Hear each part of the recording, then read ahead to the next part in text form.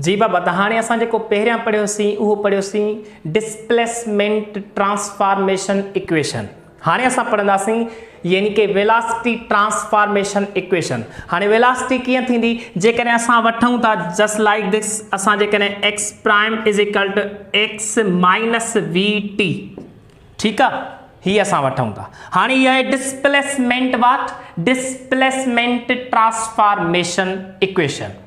हाणे असां चाहियूं था त वेलासिटी ट्रांसफॉर्मेशन माना हिन जो वेलासिटी काउंट कयूं त वेलासिटी केतिरी थी सघे थी with respect to these two frame of reference. हाणे असां छा कंदासीं त इन जी डेरिवेशन डिफरेंशिएट कंदासीं इनखे। हाणे डिफरेंशिएट करण जे लाइ कंहिं बि पोजीशन खे यानी कंहिं बि ऑब्जेक्ट जी पोजीशन चेंज कंदासीं विथ रिस्पेक्ट टू टाइम, हा न।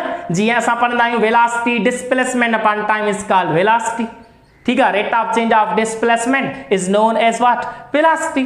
तो अड़े तरीके से असा या पोजीशन काउंट करना with respect to particular time, this is called velocity transformation. तो हाँ दिसो इन इक्वेशन किए थी, हाँ इन इक्वेशन के असा टाइम असा डिवाइड कंदासीं, टाइम असा डिवाइड कंदासीं त असांखे छा मिली वेंदी, उन जी पोजीशन लोकेशन असा वठी सघूं था। हाँ दिसो एक्स प्राइम अपॉन टी, असांजो जेको टी प्राइम हूंदो लाइक दिस, ये असांजो टी प्राइम हूंदो त इन जेकी वेलासिटी थी वेंदी उहा कहिड़ी थी वेंदी, वी प्राइम।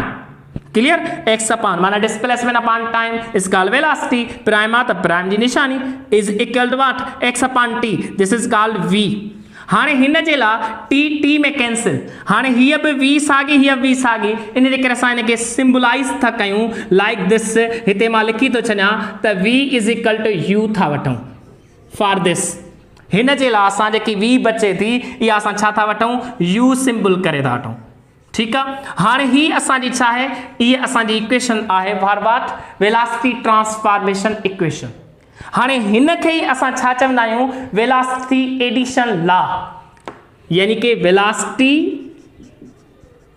Addition law.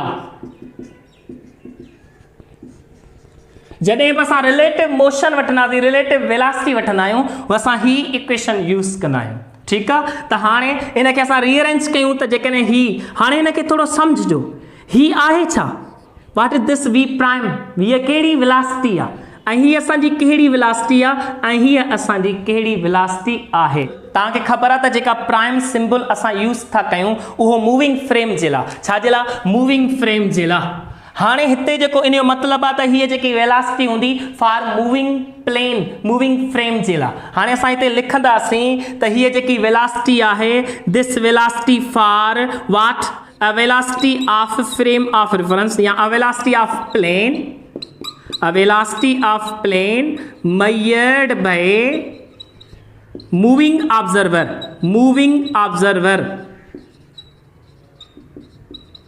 जेको मूविंग फ्रेम में ऑब्जर्वर हूंदो उहो जेको वेलासिटी काउंट कंदासीं उहा असां वी प्राइम जे मुताबिक़ काउंट कंदासीं, ठीकु आहे। वी प्राइम उहा वेलासिटी आहे ऐं हीअ जेकी वी प्राइम खां अलावा विदाउट प्राइम माना ख़ाली वी आहे, इहा छा जी वेलासिटी आहे, a velocity of plane measured by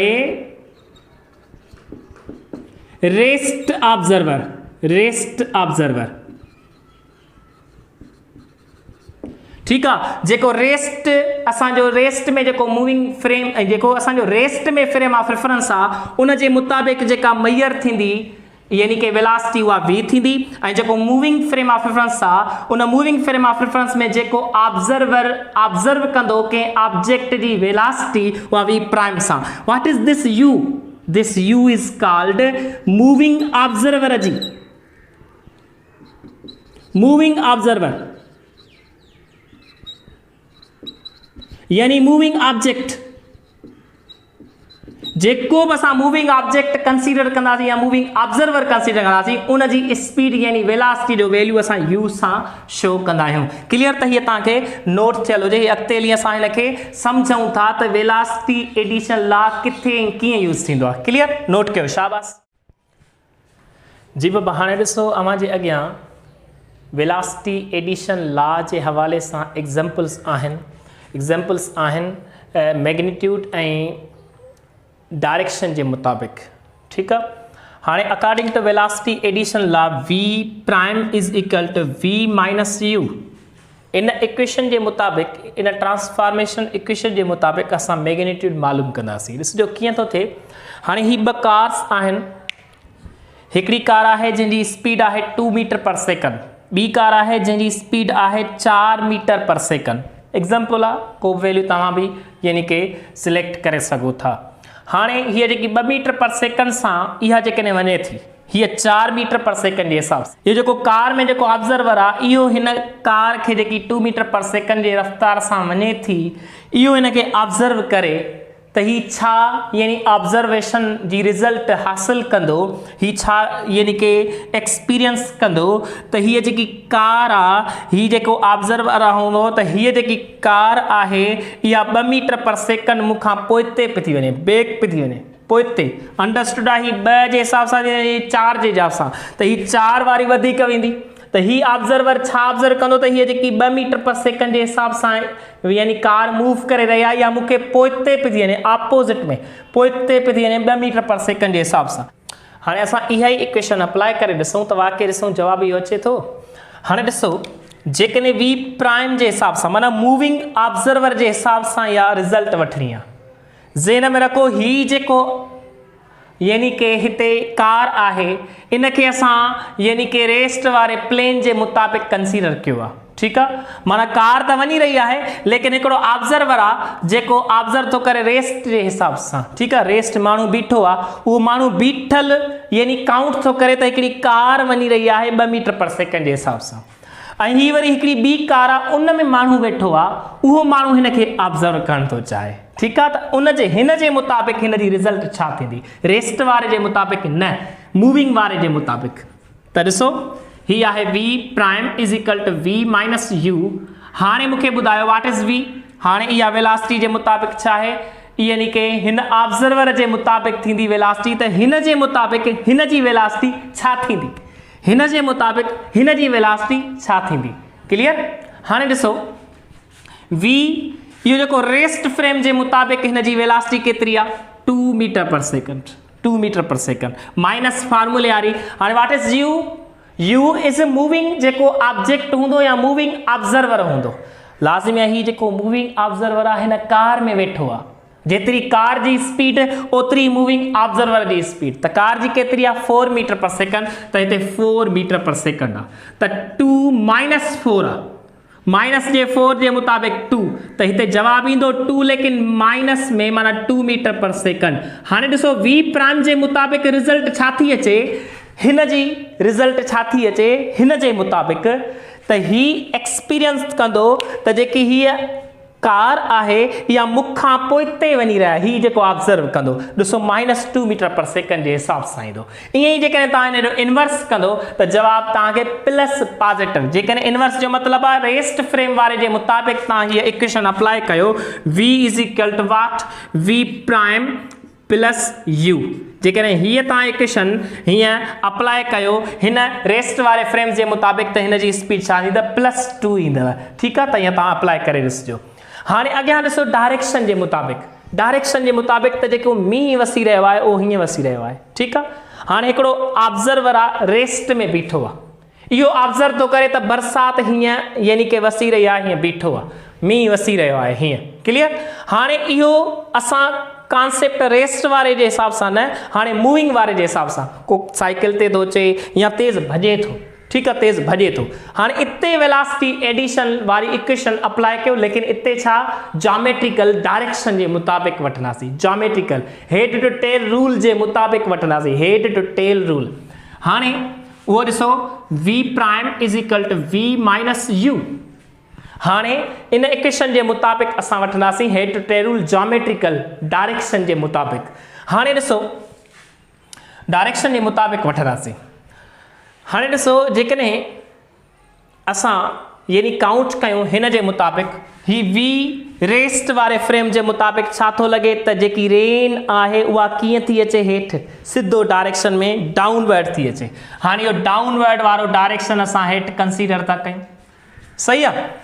हाणे असांजी जेकी मूविंग ऑब्जर्वर आहे उनजी velocity according to formula, according to this हीअं वा, लेकिन फार्मूले जे मुताबिक़ उन जी ऑपोजिट कंसीडर कंदासीं, माइनस जे मुताबिक़, फार्मूले जे मुताबिक़। जेकॾहिं एक्चुअली ही ऑब्जर्वर हीअं मूव करे रहियो आहे, ठीकु आहे, लेकिन इक्वेशन जे मुताबिक़ असां वठंदासीं हीअ u आहे माइनस वारी, हीअ आहे प्लस वारी u हिन तरफ़ ऐं हीअ आहे माइनस वारी। हाणे असां हिनखे हेड टू टेल रूल जे मुताबिक़ एड कंदासीं, माना हिन जो हेड हिन जे टेल सां असां वञी छा कंदासीं, माना वठंदासीं, माना हिन जो टेल ऐं हिन जो हेड ईअं करे चई सघूं था। त हाणे हिनखे खणी अचो ऐं हितां अची हिनखे एड कयो, ठीकु आहे। हीअ आहे v ऐं हीअ आहे माइनस u, ठीकु आहे।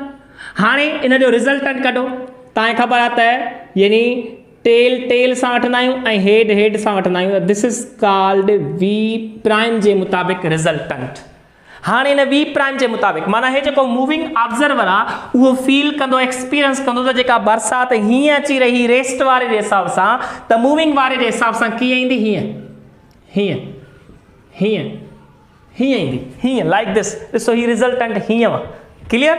त ईअं ई असां यानी वेलासिटी एडिशन लॉ अप्लाई कंदा आहियूं with respect to geometrical shape head tail rule जे मुताबिक़ डायरेक्शन कंसीडर करणु, डायरेक्शन मैयर करण जे हिसाब सां, ठीकु आहे, डायरेक्शन जे मुताबिक़, क्लियर। त इहा अथव, नोट कयो, शाबाश बाबा। हीअ आहे तव्हांजो यानी कि example about the velocity addition law, शाबाश नोट। हाणे इहो जेको वेलासिटी एडिशन लॉ असां सम्झोसीं पढ़ियोसीं एग्जाम्पल जे बुनियाद ते, इहो लो वेलासिटी जे मुताबिक़ आहे, पर जेकॾहिं असां स्पीड ऑफ लाइट सां कंपेयर कयूं त इन में असांजो फेल वेंदो। जेकॾहिं आम लाइफ में असां मूविंग ट्रेन कंसीडर कयूं ऐं उन जी 100 kilometre per hour speed count था कयूं, कंसीडर था कयूं। हाणे उन मूविंग ट्रेन में हिकिड़ो बॉय हुजे, उहो मूव करे, भॼे, रन करे, ऐं उहो मूव करे 20 किलोमीटर पर आवर जे हिसाब सां। हाणे 100 सां ट्रेन पई मूव करे ऐं 20 सां बॉय पियो मूव करे, त ॿाहिरि जेको ऑब्जर्वर यानी कि वेलासिटी उन बॉय जी काउंट कंदो त 100 कंदो, 20 कंदो या 120 कंदो, त हिते 120 हुन जी एडिशन जे मुताबिक़ ईंदी।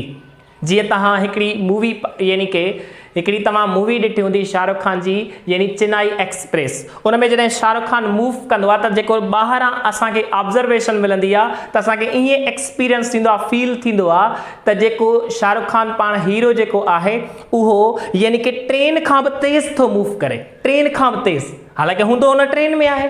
त इहा असांजी हिकिड़ी ऑब्जर्वेशन आहे वेलासिटी जे मुताबिक़। लेकिन जॾहिं वेलासिटी जे मुताबिक़, लेकिन जॾहिं स्पीड ऑफ लाइट जे मुताबिक़ कॉन्सेप्ट वठूं, जेकॾहिं हिकिड़ी कार हुजे, का गाॾी हुजे, ठीकु आहे, ऐं हू यानी कि ही लाइट रेस अथसि, ठीकु आहे, लाइट रेस। हाणे इहे अचनि था, हिन जी स्पीड आहे सपोज 50 किलोमीटर, या हिन जी स्पीड आहे सपोज यानी कि 10 मीटर पर सेकंड, ओके, ऐं हिन जी स्पीड आहे 3 × 10 पावर 8 मीटर पर सेकंड। हाणे ही जेको ऑब्जर्वर आहे, ही ऑब्जर्व करे त जेकी रोशनी जी रफ़्तार आहे उहा 3 × 10 पावर 8 प्लस में 10 हुजेसि, छो जो 10 त हिन सां आहे, छो जो हीअ कार गाॾी यानी कि मूव थी करे त इन सां लाइट गॾु आहे, हेड लाइट्स हूंदियूं हुन जूं, त इन सां गॾु पई थी मूव करे, त लाज़मी आहे speed of light plus moving object जी स्पीड ॿई जोड़ थियणु घुरिजनि। लेकिन जॾहिं यानी कि इन जी एडिशन कई वेंदी आहे त इहो इते फेल वेंदो आहे गैलीलियन ट्रांसफॉर्मेशन जे मुताबिक़ वेलासिटी एडिशन लॉ। त इन जे करे इन जी इहा लिमिटेशन अथव त जॾहिं बि तव्हां गैलीलियन ट्रांसफॉर्मेशन पढ़ो, स्टडी कबी, त उन जी लिमिटेशन छा आहे, इहो लो वेलासिटी जे लाइ वेलासिटी एडिशन लॉ यानी कि अप्लाई थी सघे थो, लेकिन हायर वेलासिटी जे लाइ अप्लाई न थींदो आहे। Clear, okay. हाणे असां पढ़ंदासीं यानी कि छा जे बुनियाद ते concept acceleration and force transformation जे मुताबिक़।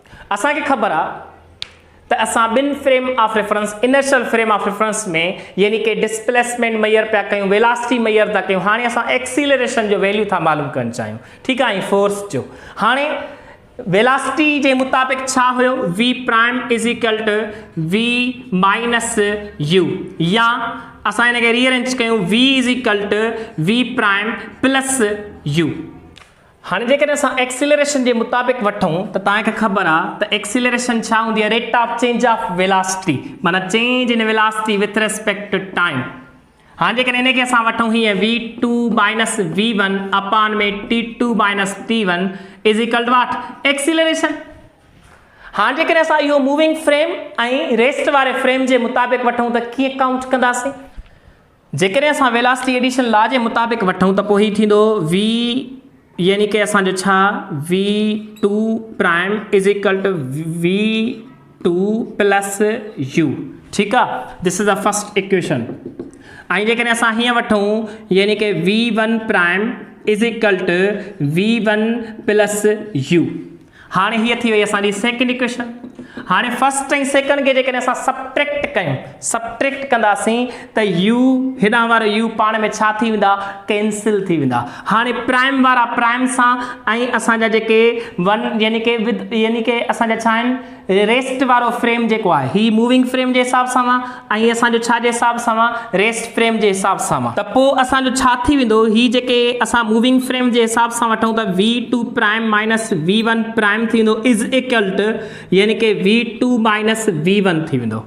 हाणे असां इनखे छा कयूं, डिफरेंशिएट कयूं विथ रेस्पेक्ट टू टाइम जे मुताबिक़ त ही छा थींदो टाइम t ऐं हेॾां असांजो टाइम t थी वेंदो। ठीकु आहे, ही t प्राइम जे हिसाब सां वठूं त this acceleration a prime is equal to the acceleration a।